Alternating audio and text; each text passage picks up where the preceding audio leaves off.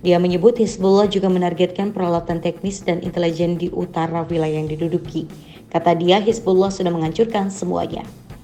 Selain itu, dia menegaskan bahwa ada banyak kendaraan dan tank Israel yang dihancurkan di perbatasan. Nasrullah kemudian mengutip laporan dari pejabat kesehatan Israel yang menyebutkan bahwa jumlah kematian di pihak Israel 3 kali lipat lebih besar daripada yang diungkapkan secara resmi.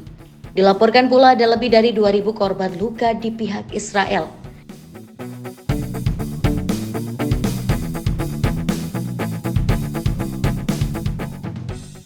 Dia mengklaim operasi militer yang dijalankan Hizbullah membuat Israel kewalahan.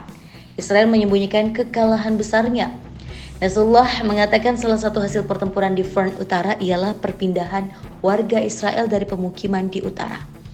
Di samping itu, Nasrullah mengatakan pertempuran yang kini berlangsung di selatan telah memberikan kesempatan untuk membebaskan Lebanon secara penuh.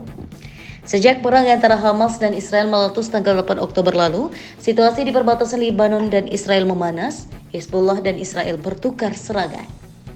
Nasrullah juga meminta Irak untuk mengusir tentara Amerika Serikat AS. Nasrullah menilai saat ini adalah kesempatan bagi Irak untuk melakukan hal itu. Hal itu karena AS dan Pakta Pertahanan Atlantik Utara atau NATO tengah mengalami kekalahan strategik di Ukraina. Dia juga meminta pemerintah dan rakyat Irak untuk bersatu mengusir para penjahat yang terlibat dalam kejahatan di Gaza, Palestina, dan Lebanon. Kemudian dia memuji sikap berani Irak mengenai operasi Badai Al-Aqsa. Nasrullah meminta Irak mengusir pasukan AS dan menegaskan bahwa Irak tidak memerlukan tentara AS untuk melawan ISIS. Lebanon melakukan serangan rudal ke Israel dan ini bahkan jadi serangan terburuk sejak Perang Lebanon 2006. Dua negara ini hubungannya memang tidak cukup baik. Keduanya sering terlibat konflik di daerah perbatasan. Lebanon adalah tetangga Israel yang mendukung penuh kemerdekaan Palestina. Nah, sekarang seberapa kuat sebenarnya kekuatan militer Lebanon sampai berani menekan Israel? Terus yang juga bakal kita singgung adalah bagaimana sebenarnya peran Hizbullah di Lebanon. Oke, kita mulai pembahasan kita ini dengan Angkatan Bersenjata Lebanon atau biasa disebut dengan LAF atau LAF. Angkatan bersenjata ini terdiri dari 3 cabang, pasukan darat, angkatan udara, dan angkatan laut. Kalau kita singgung peringkat, Lebanon ya cuma berada di peringkat 111 dari 145 negara, menurut data Global Firepower. Total personilnya juga cuma 105.000, yang aktif 80.000, ditambah paramiliter 25.000. Tidak ada personil cadangan. Anggaran militernya juga nggak banyak, cuma sekitar 1 miliar US dollar. Memang secara angka, Lebanon adalah peringkat bawah. Tapi kalau kita bicara tentang sejarah, Angkatan Bersenjata Lebanon sudah terlibat banyak pertempuran. Perang Saudara Lebanon tahun 1975 sampai 1990. Usai digempur habis-habisan oleh 3 negara sekaligus, yakni Lebanon, Suriah, dan Palestina.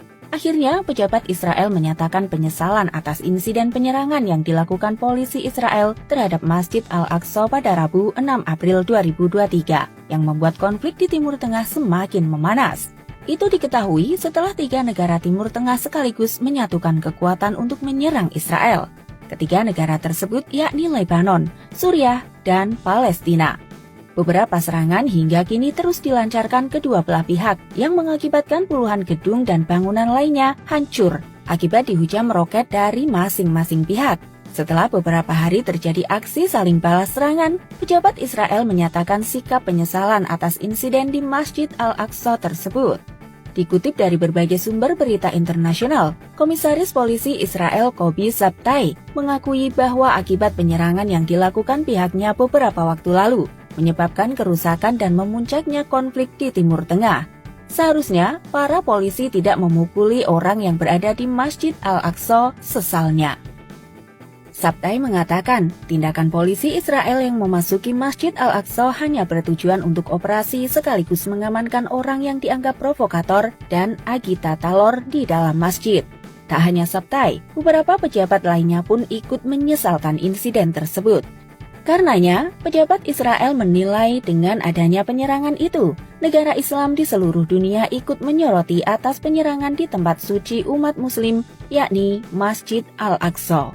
Israel terus-menerus menyerang dan menghantam Lebanon sepanjang Senin Selasa 23-24 September 2024 yang menurut Kementerian Kesehatan Lebanon telah menewaskan 558 orang, 50 diantaranya anak-anak, serta melukai 1.800 orang lainnya.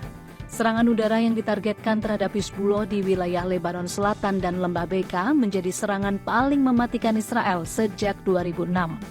Pasukan Pertahanan Israel atau IDF mengklaim bahwa serangan udara mereka di Beirut telah menewaskan kepala pasukan rudal dan roket Hizbullah, Ibrahim Muhammad Kabisi. Lebih lanjut, pihak Israel yang semula fokus pada serangan udara kini bersiap melakukan serangan darat ke wilayah Lebanon. Sebagaimana disiarkan Kementerian Pertahanan Israel, menterinya Yoav Galan terlihat tengah menginspeksi pasukan Israel dalam simulasi tempur Lebanon. Hingga kini, menurut Menteri Luar Negeri Lebanon Abdullah Bou Habib, pengungsi Lebanon sudah mencapai hampir 1,5 juta orang. Sementara itu, Dewan Keamanan PBB menjadwalkan pertemuan pada Rabu malam waktu setempat guna membahas ketegangan di Lebanon yang semakin memuncak.